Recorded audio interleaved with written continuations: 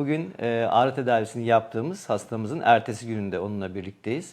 Kendisi belde lomber spinal dar kanal dediğimiz aşırı kireçlenme, fıtıklar nedeniyle sıkışan sinirler yüzünden aşırı ağrı çeken, yürüyemeyen ve ağrı yüzünden kendi başına hareket edemeyen bir durumdaydı. Dün kendisinin tedavisini gerçekleştirdik ve bugün de kendisini ağrısız olarak gördük. Bugün bizi çok güler yüzle ve ağrısız bir şekilde karşıladı.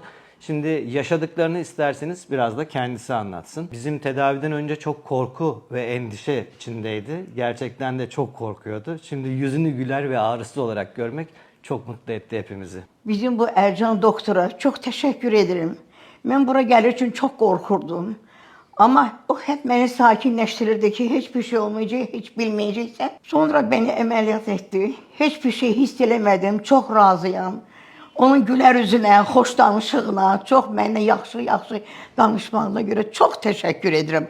Ona da asistent hanıma da. Dün ameliyat olandan sonra çok bir az miktarda ağrım oldu. Gece de çok rahat yatmışam. Səhər heç bir ağrım olmayıb. Kendim ayağa kalkmışam. Ayağa durup gedib oturmuşam orada, kresloda oturmuşam. Yemek de yemişim. Çok razıyım.